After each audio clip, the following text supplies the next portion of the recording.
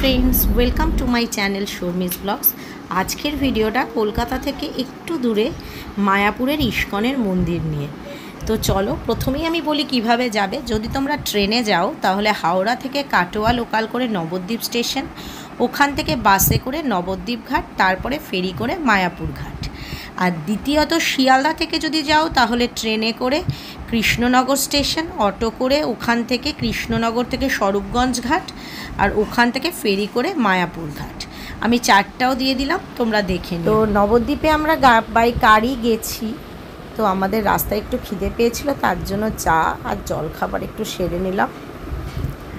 তো এবার আমরা রওনা দিয়েছি নবদ্বীপের উদ্দেশ্যে, মায়াপুর ইস্কনের মন্দিরে যাব।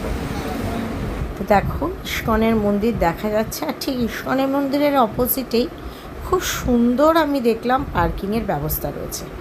এখানে অনেক হোটেলও রয়েছে। যদি তোমরা এসি রুম নিতে চাও তাহলে 700 টাকা, আর নন এসি নিলে 600 টাকা। আমরা যেহেতু দিনের দিন গিয়ে ফিরে এসেছি, আমরা কোনো রকম হোটেল নেইনি। এই হচ্ছে ইস্কনের মূল গেট। তো এখান দিয়ে তোমাদের ভেতরে প্রবেশ করতে হবে। তো আমরা গেছিলাম যেহেতু গোপী অষ্টমীর দিন, একটু বেশি ভিড় ছিল। তো আমরা গোপী অষ্টমীর পুজোটা দেখার জন্যই মেনলি গেছিলাম। এখনও এই মেন বিল্ডিং তৈরি হচ্ছে, পুরো কমপ্লিট হয়নি। অপূর্ব সুন্দর। আর এখানে তোমাদের পুরো দিকসীমা দেওয়া রয়েছে, আপনাদের কোথায় কোথায় যেতে হবে। আর এখানে অখণ্ড নাম কীর্তন হয়। তার ঠিক অপোজিটে রয়েছে কুপন কাউন্টার। আপনারা যারা এখানে প্রসাদ খাবেন, এখান থেকে কুপন সংগ্রহ করবেন। 11টা থেকে 4টে অবধি কিন্তু খাওয়ারের ব্যবস্থা রয়েছে, মানে প্রসাদ বিতরণের। তো তার উল্টো দিক দিয়েই চলে যেতে হবে। তো আমাদের ভীষণ গরম লাগছিল। কি জুস খাবি? আমরা তাই একটু মুসম্বি জুস খেয়ে নিয়েছি। ভীষণ ভালো ছিল, একদম মিষ্টি। তোমরা গেলে তোমরাও খেও, ভালো লাগবে। তো এই মুসম্বির রস খাওয়ার পর আমরা মেন যে ইস্কনের মন্দির সেখানে যাই।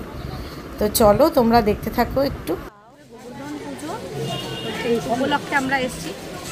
এত রোদ্রু, কিন্তু রোদ্রুর মধ্যেও এত মুসম্বি আর অরেঞ্জ জুস, ভালো না? জাস্ট অসাধারণ। কিন্তু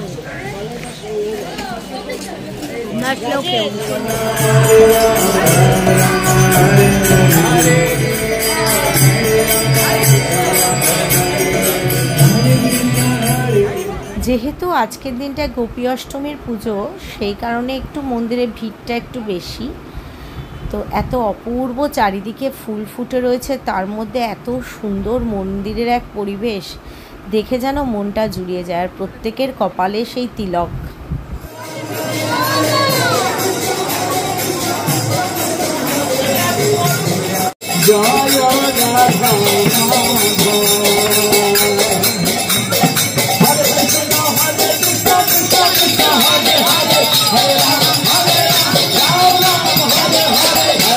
ঢুকতেই প্রথমে চোখে পড়বে নরসিংহের মূর্তি। সে যেন এক অসাধারণ রূপ, আর তার সাথে চলছে অখণ্ড নাম কীর্তন, মানে একটা আলাদা আনন্দ।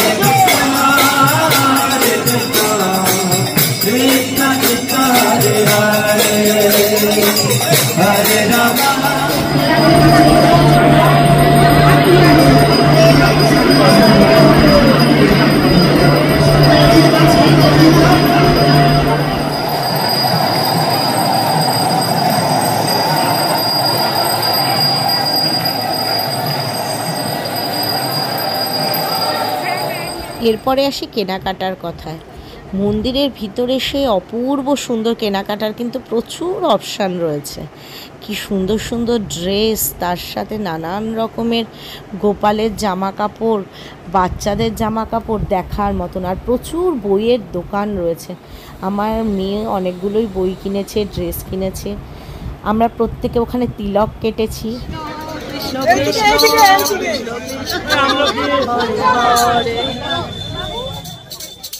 মামা বলো হরে কৃষ্ণ কৃষ্ণ কৃষ্ণ কৃষ্ণ কৃষ্ণ কৃষ্ণ কৃষ্ণ কৃষ্ণ হরে হরে।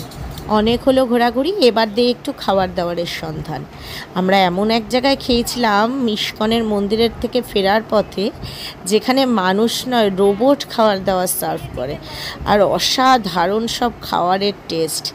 তো সেইটা কোথায় গেলে তোমরা রোবট খাবার সার্ভ করবে জানতে গেলে আমার নেক্সট ভিডিওর জন্য অপেক্ষা করতে হবে। খুব ভালো থেকো তোমরা সবাই।